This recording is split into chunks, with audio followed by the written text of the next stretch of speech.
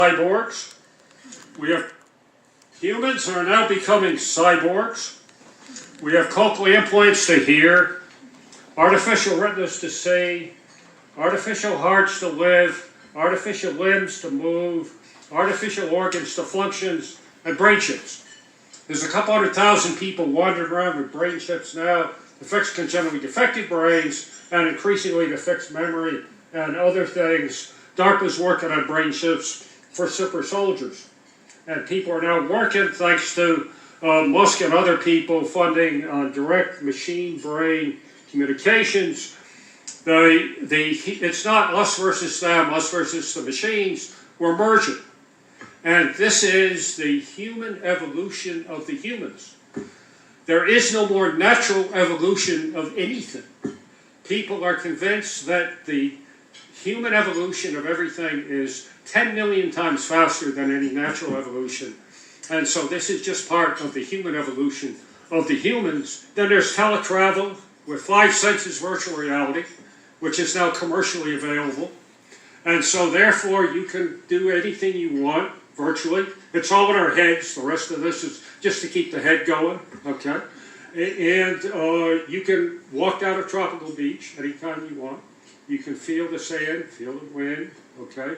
You can do this at any time you want, with anyone you want, be anyone you want, and do anything you want. It's all in our heads. Then there's the global sensor grid, nano and other increasingly cheap sensors everywhere. The Pentagon tells me in 5 to 10 years, 10 to 100 trillion sensors networked on this planet. And so this is really big data, because this time we are inventing a second intelligent species, okay? We never did that before.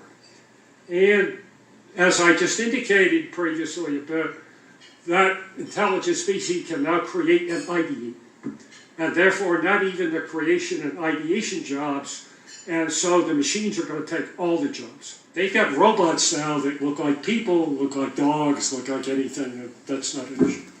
What do you think are going to prove to be the trickiest things about colonizing Mars? I mean, you mentioned how transportation is getting cheaper. We have to worry about radiation. There's, are we actually going to be able to mine enough water or materials on the planet to be able to make fuel and so forth? Like, what do you think is going to turn out to be the trickiest problem to solve? Better materials to get the dry weight down, reusable, and so forth and so on, and totally robotic. Okay, this is robotic design, robotic manufacture, robotic transfer, robotic ops.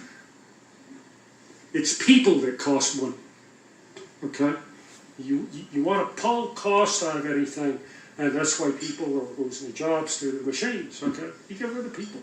And by the way, in aerospace, people are responsible for 80% of the safety problems, okay? If you want a safe system, no people. Everything's shrinking except the humans.